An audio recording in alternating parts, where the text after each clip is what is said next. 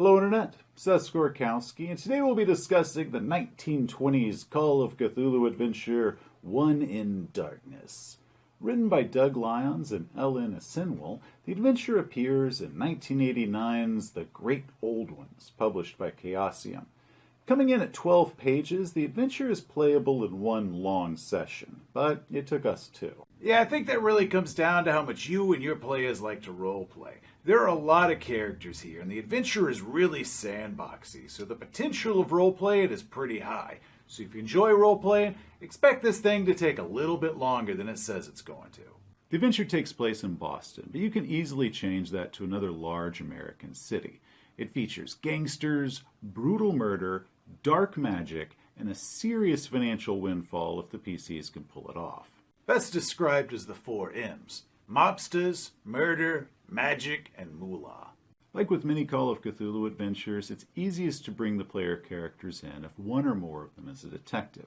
However, if the characters have a reputation for maybe helping people out in need, or maybe encounters with strange and unnatural phenomenon, it's not going to be hard for a keeper to work them into this adventure. However, before we go any further, from here on forward, I'm going to be laying out the spoilers. So any players in the audience, if you want to enjoy this adventure, I recommend that you stop now and send your game master this way to see if this adventure is a good fit for you. Alrighty keepers, let's cut this bad boy open. The game begins with several articles that the PCs will notice in the local paper. The first is about a police massacre caused by the notorious Crimson Gang.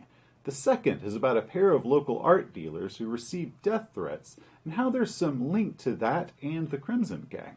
However, then a third article, a retraction, states that the art dealer's story was a hoax.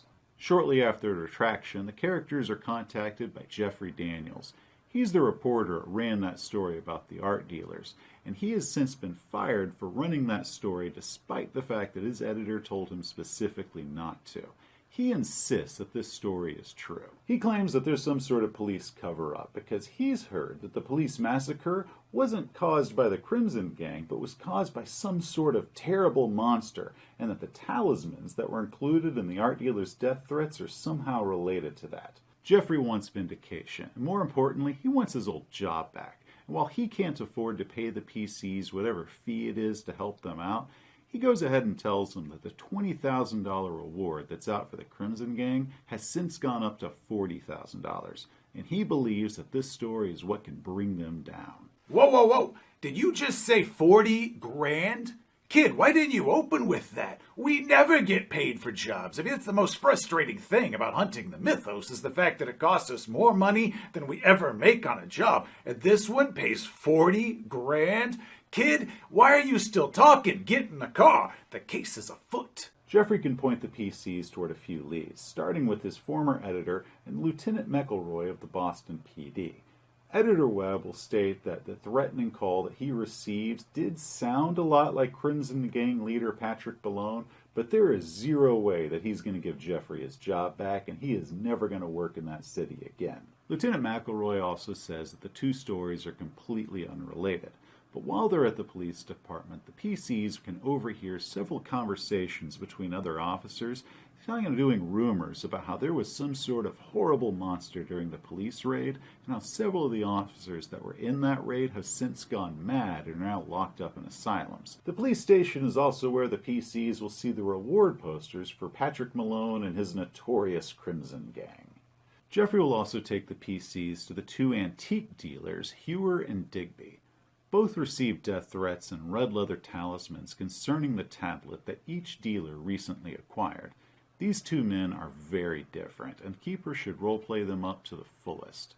In our game, the arrogant and money-obsessed Anthony Hewer became one of the most despised non-player characters that we have ever had. Holy crap, we absolutely hated that guy. He was all, "Oh, excuse me, sir, if that piece obviously costs more than you can afford. If you could just put your hands in your pockets in my store, that would be wonderful.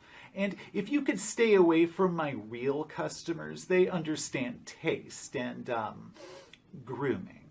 While the adventure doesn't give a price that each dealer is asking for the tablets, I suggest that keepers price those just a little above what the PCs can afford to pay, especially for both of them.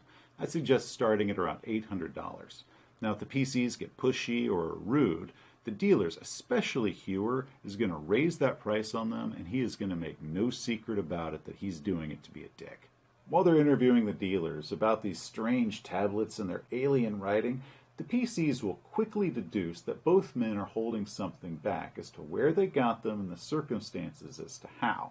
Very quickly, the PCs could reach a dead end and have nothing else to go on. If the characters are up against a wall, the PCs could just make an idea roll to figure out what their next move is. However, keepers, I suggest that you let them think about it for a while and talk back and forth, and to see if they decide on their own that they want to keep an eye on these two art dealers and see if they notice anything. I had Jeff Daniels, mention that he could stick around and help them out the best he could. But this is where my character said, "You know what, Jeffrey? Why don't you just go on home and we're going to take it from here. I am confident that we're going to be able to get you your job back. Don't worry about a thing. This loser deserves everything he got. He is useless, and I am not about to split this reward money with him. Anyways, Jeffrey, we'll be in touch." PCs that decide to stake out one or both of the shops will eventually see them getting a visit from a local fence known as Keyhole Eddie Clark. While not a member of the Crimson Gang, Keyhole Eddie has some known ties to them. If the PCs follow Keyhole home, he'll deny any knowledge of the gang. It's an obvious lie, and the PCs will either need to gain his trust or find a different way to make him talk. "Oh, you don't worry about that. We got ways of making this little punk talk. Isn't that right, you little punk? Now tell us what you know." Keyhole will spill the names, most of them at least. He'll tell the PCs that he got the two tablets from a former Crimson Gang member named Jimmy Feeney, who was trying to get money because he was trying to bug out of town. And while Keyhole won't say where the Crimson Gang is hiding, he's going to say that he doesn't know. He'll tell them that Pat Malone's mother, Mav, is probably their best bet if they want to find the gang. He also warns them that the mob boss's mom is some seriously bad news. The conversation with Keyhole is going to throw a lot of plot points into motion. First of which, when they leave Keyhole's place, they're going to see a car pulling away. It's Mav, and she knows that he talked. This could lead to a good car chase, but the PCs are probably not going to catch her. And even if they do, due to magic and her ability just to coerce the police because she's just a sweet old lady means that she's likely going to get away. The best that the PCs can probably get from this chase is getting her license plate number. Next, the PCs are going to see two articles in the next paper. The first one is that Bertram Digby, the likable of the two art dealers, has been brutally murdered.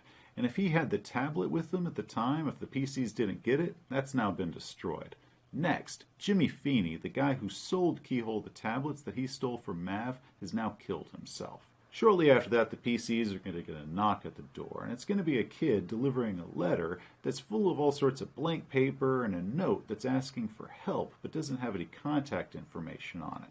But the last thing in that envelope is a red leather talisman.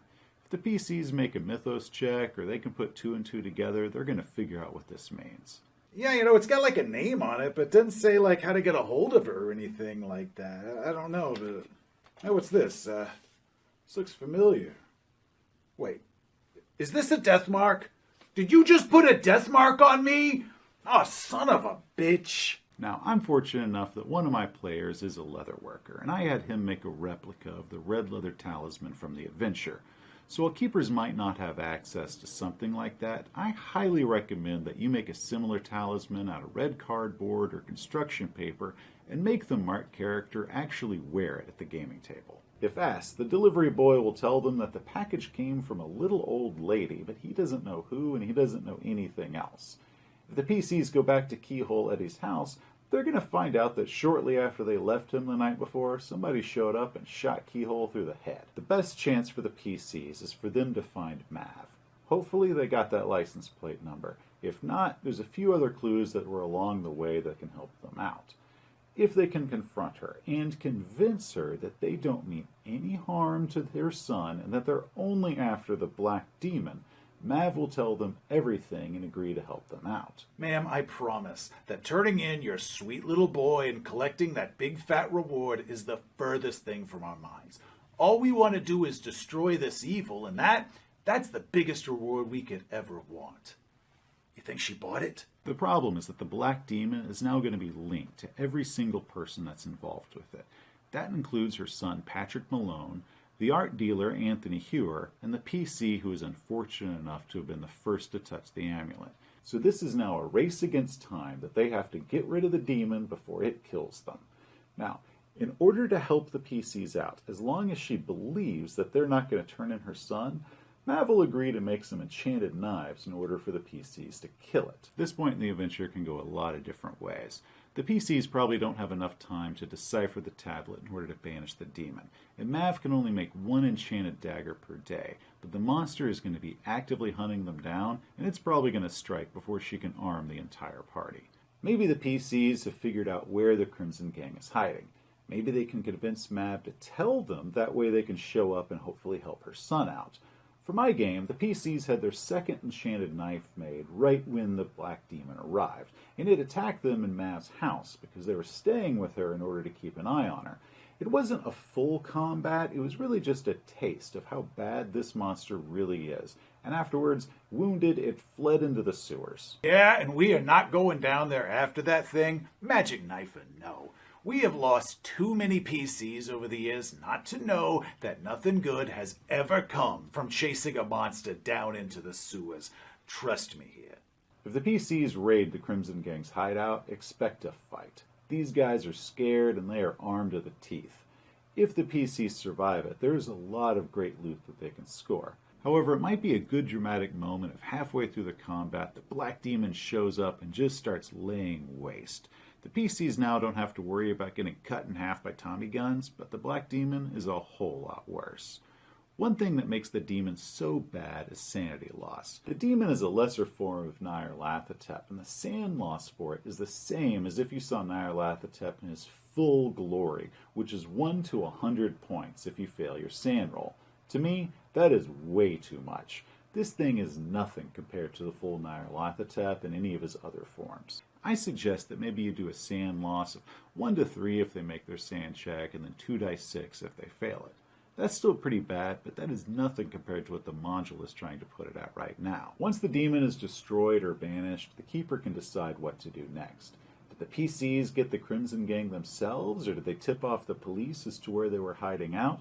If so, then they get the share of the now $43,000 reward out for the Crimson Gang. But if the PCs took too long and they were dragging their feet, deciding what to do, you can have the Boston PD figure out where the Crimson Gang is on their own, and now the PCs don't get any of that money. For my game, the PCs got the reward, and they were pretty excited about that. All of their credit rating went up, they got their names in the paper, it was a pretty big deal. But they now also had enough money, so for the next adventure, I got to throw them in the auction scenario. Oh yeah, I remember that one. The auction? That one was a lot of fun too. Overall, I found One in Darkness to be a solid adventure and a whole lot of fun.